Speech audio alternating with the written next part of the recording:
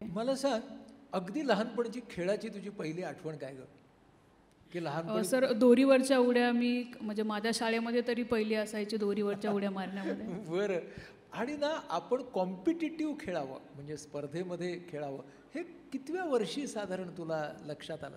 12वीला मी पहिल्यांदा व्हॉलीबॉल खेळली होती आणि तिथे आम्ही सेकंड प्लेसवरती आलो होतो.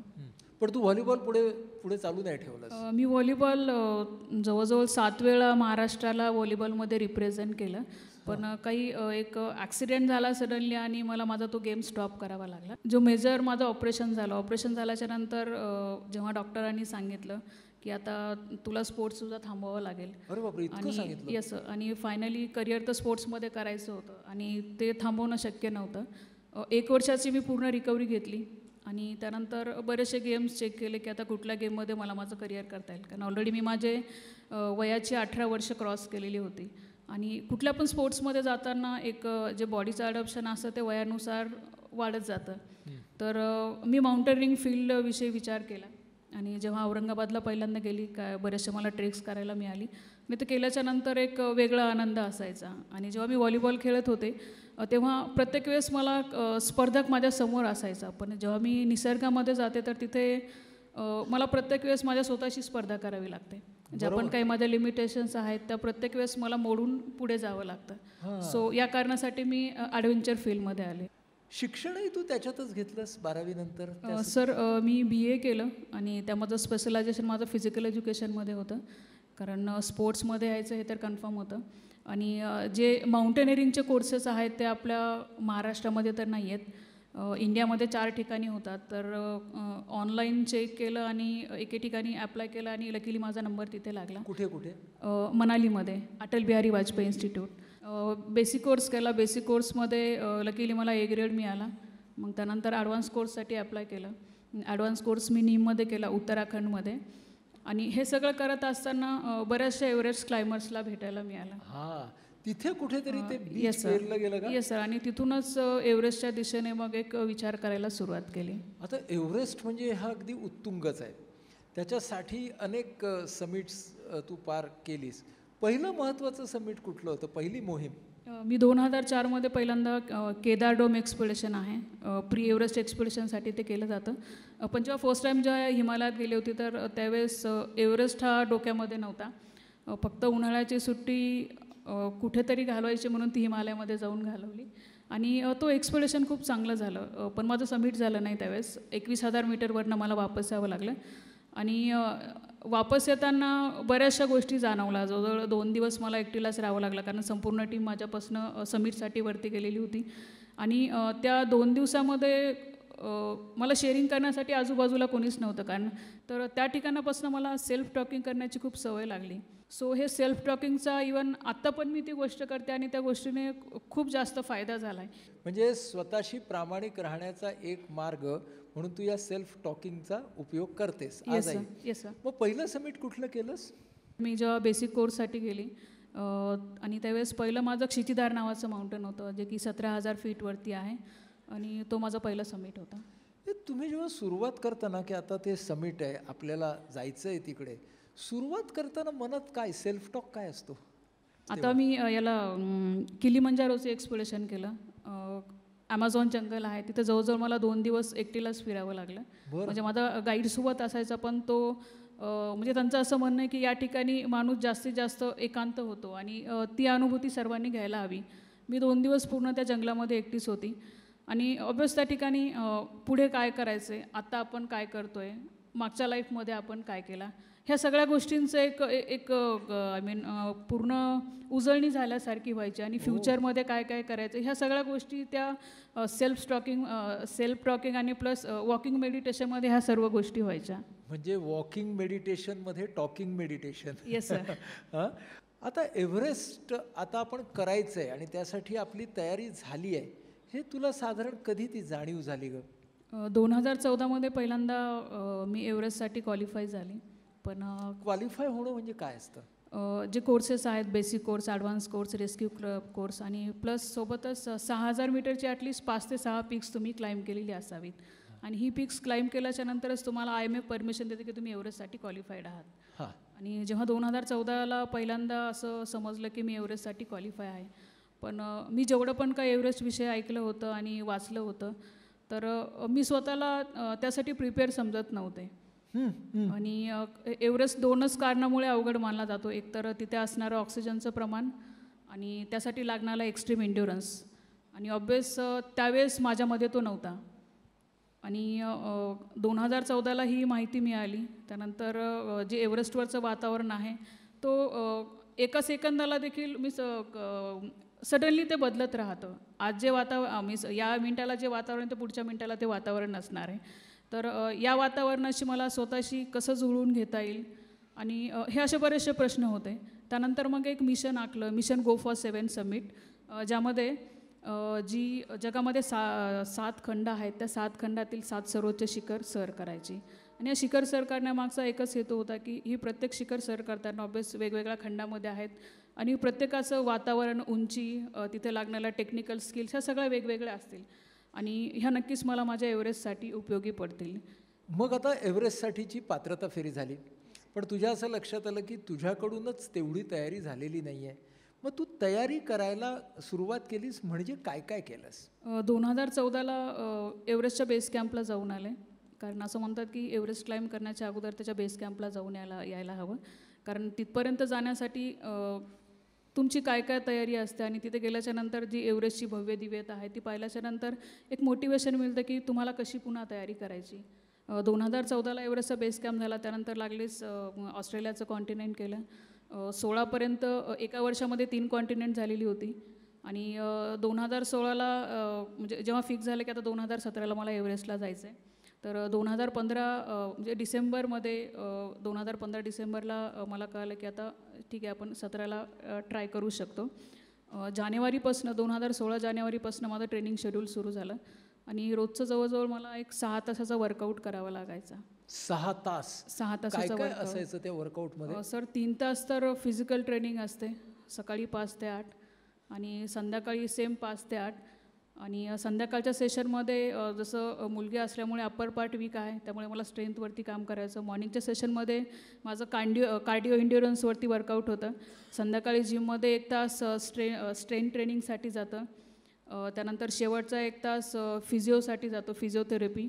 आणि ह्या सर्व कामांमध्ये पुन्हा 1 तास मला माझं वेट कॅरी करण्यामध्ये द्यावं लागतं.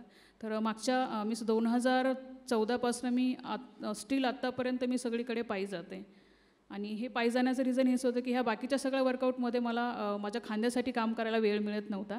सो मी ज्या ठिकाणी जॉब करते तिथनं जाताना माझ्या बॅगमध्ये ठरलेलं 10 किलो वजन असतं. तो रोज म्हणजे त्या कॉलेजमध्ये जाताना 10 किलो वेट बॅगमध्ये असतं.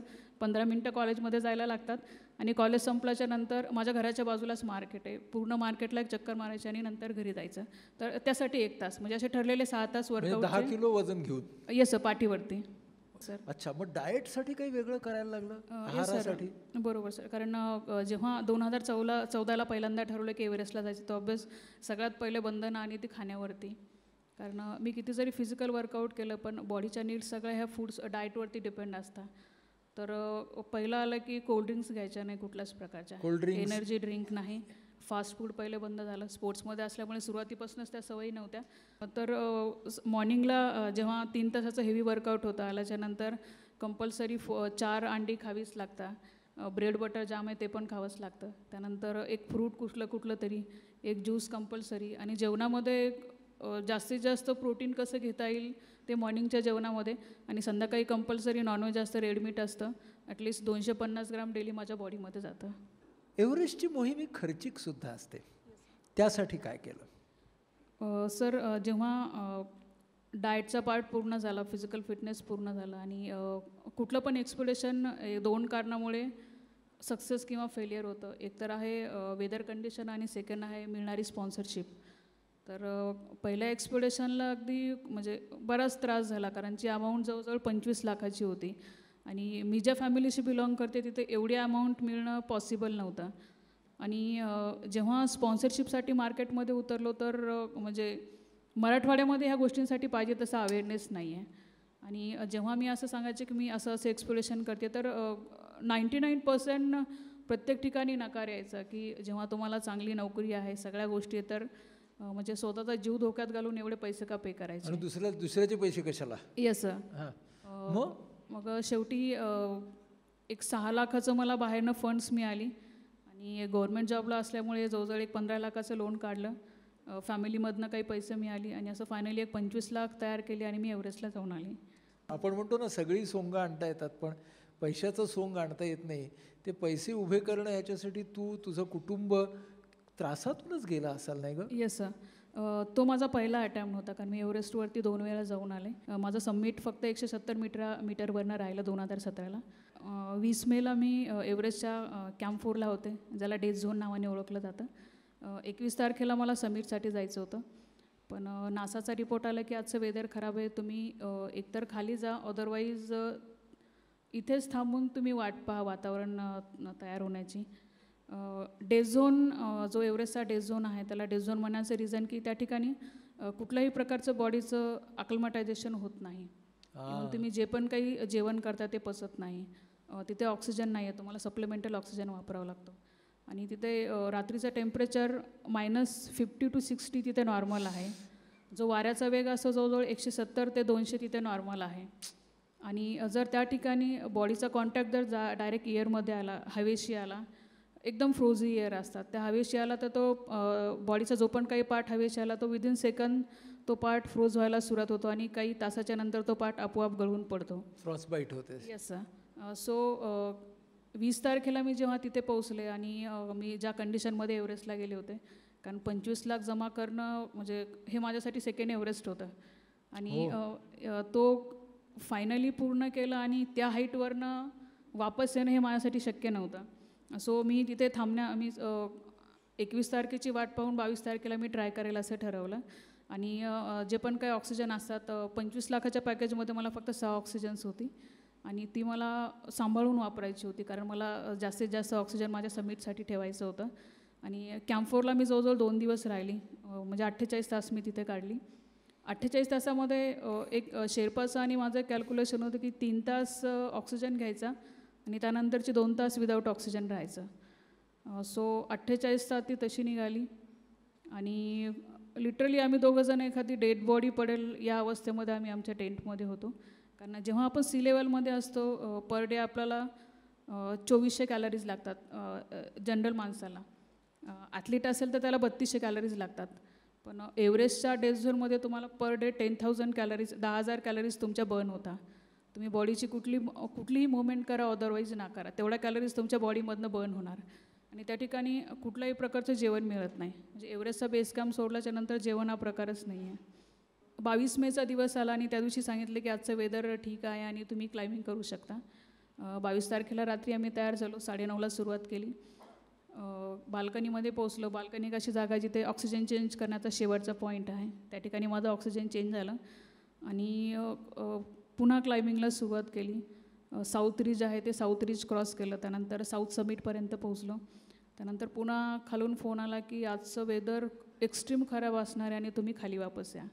आणि जनरली माउंटनमध्ये सकाळी 2च्या नंतर वातावरण बऱ्यापैकी चांगलं होतं, तर आम्ही त्या आशेवरती आम्ही कंटिन्यू क्लाइम्बिंग करत की 2च्या नंतर वातावरण चांगलं असेल.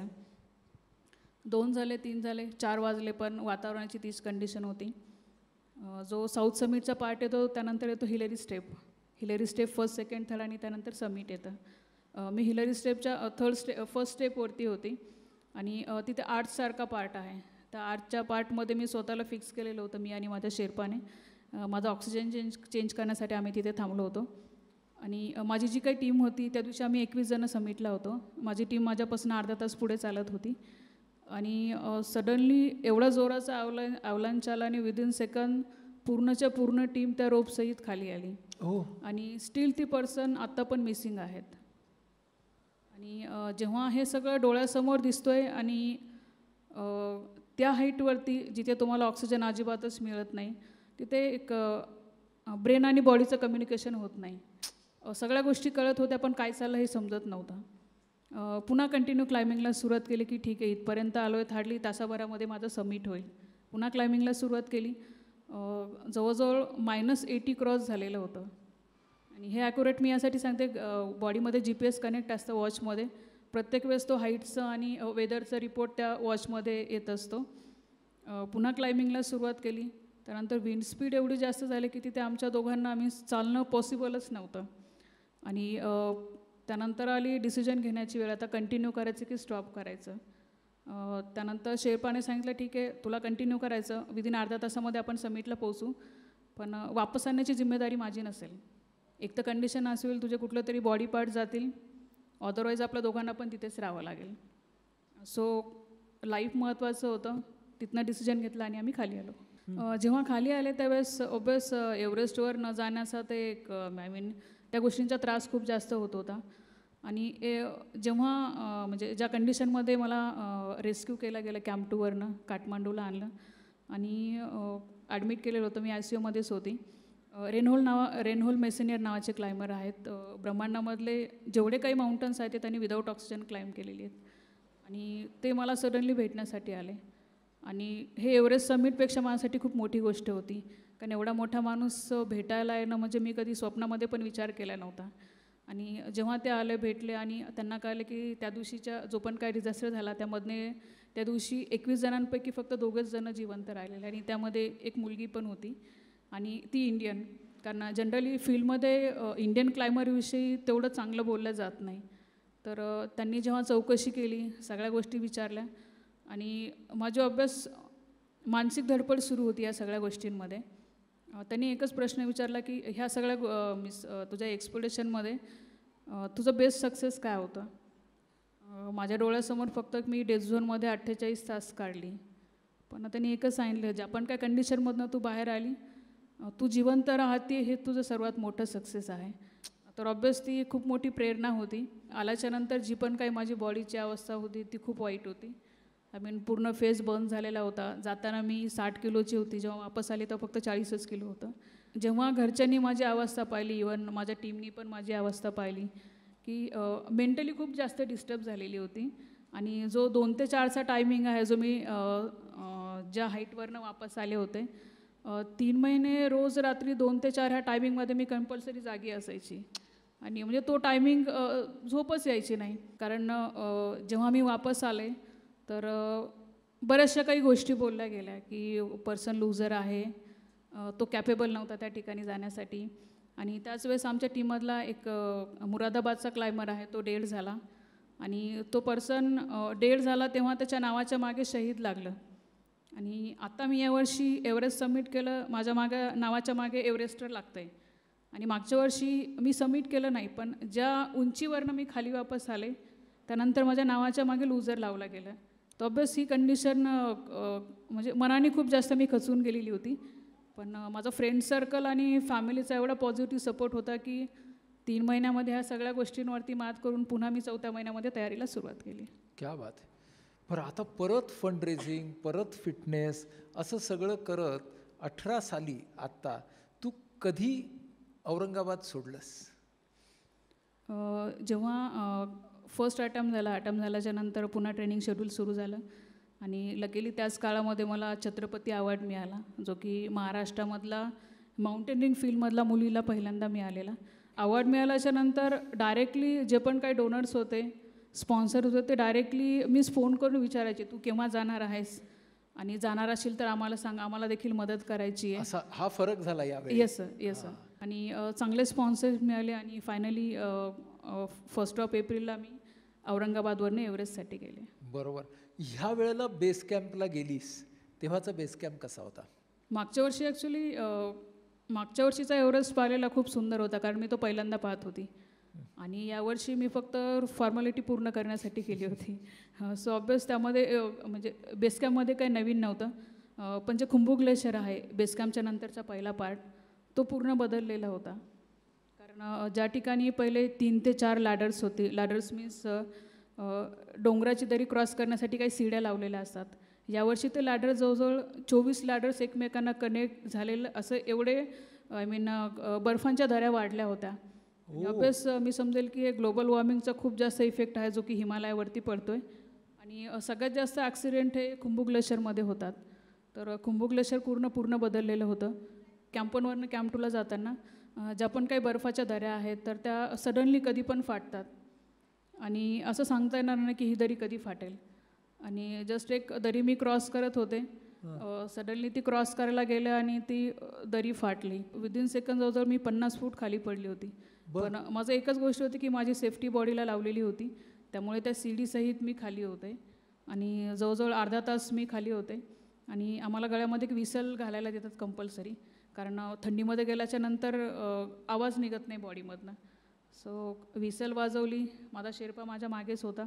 नंतर मला त्यांनी बाहेर काढलं. पण जेव्हा बाहेर काढलं त्यानंतर मला लगेच त्यांनी तिथनं खाली पाठवलं, कारण त्या हाईटवरनं पुन्हा वरती गेली असती ऑब्वियस मला लंग्स इन्फेक्शन लगेच लागलं असतं. बेस कॅम्पला गेली, तिथे काही दिवस रेस्ट केला आणि पुन्हा कॅम्प 2ला आली. बऱ्याचशा गोष्टी मला लास्ट इयर माहीत नव्हत्या की बेस कॅम्प सोडल्याच्या नंतर तिथे जेवायला मिळत नाही, कारण लास्ट इयर जवळजवळ 8 दिवस मला कुठल्याही प्रकारचं जेवण मिळालेलं नव्हतं. यावर्षी सर्वात पहिले फोकस होता जेवण. तर जे पण काही एनर्जी ड्रिंक्स असतात, एनर्जी बार असतात, ते सगळे सोबत कॅरी केलेले होते. आणि लास्ट इयर मला ऑक्सिजन कमी पडलं होतं, तर यावर्षी ऑक्सिजन जास्त ठेवलेली. आणि मी वेट पण देखील जास्त कॅरी करत होते. मागच्या वर्षी मी फक्त 15 ते 16 वजन उचललं होतं. यावर्षी माझ्या बॅगमध्ये जवळ 22 किलो वजन होतं. माझे स्वतःचे सिलेंडर्स 3 सिलेंडर मी स्वतःच कॅरी करत होती. बरं. कॅम्प 4ला आलो, 20 तारखेला आलो. आणि समिटची रात्र, आणि नॉर्मली माउंटनमध्ये क्लाइम्बिंग ही रात्री करतात. आम्ही 7:30 वाजता क्लाइम्बिंगला सुरुवात करणार होतो, पण पुन्हा वातावरण खराब व्हायला सुरुवात झाली आणि क्लाइम्बिंग 2 तास डिले झाली. त्यानंतर 9:30ला आम्ही पुन्हा तयार वगैरे झालो, क्लाइम्बिंगची सुरुवात केली. पुन्हा वातावरण खराब व्हायला लागलं आणि यावेळेस कुठलीही रिस्क घ्यायची नव्हती. सो अगदी हळूहळू क्लाइम्बिंग करणं सुरू होतं. फायनली रात्री 11:30 वाजता वेदर अगदी क्लिअर झालं आणि पुन्हा क्लाइम्बिंगला सुरुवात केली. आणि 11:30 वाजता कॅम्प 4वरनं समिटला जाणं म्हणजे माझं समिट दुपारी 12पर्यंत व्हायला हवं होतं.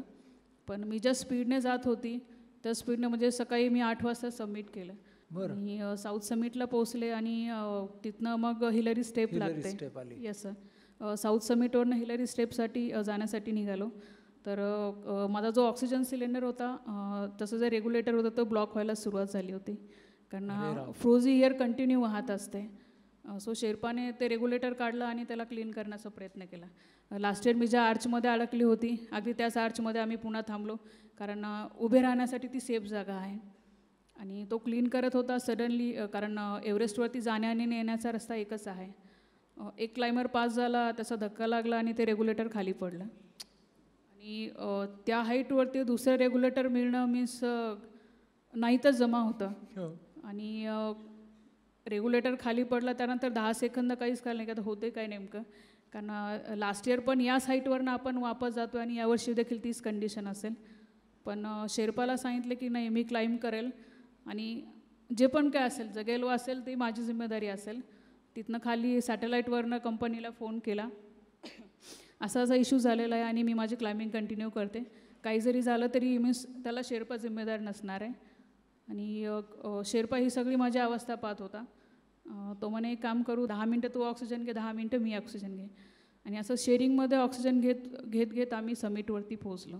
समिट करायला जो पण काही 1 तास लागला, तासाभरामध्ये जेवढी क्लाइमर्स आम्हाला पास होत होती, प्रत्येक क्लाइमरला आम्ही विचारायचो की कुणाकडे एक्स्ट्रा रेग्युलेटर आहे का, कारण हाईटवरती कुणीच एक साधा पेपर देखील एक्स्ट्रा कुणी कॅरी करत नाही.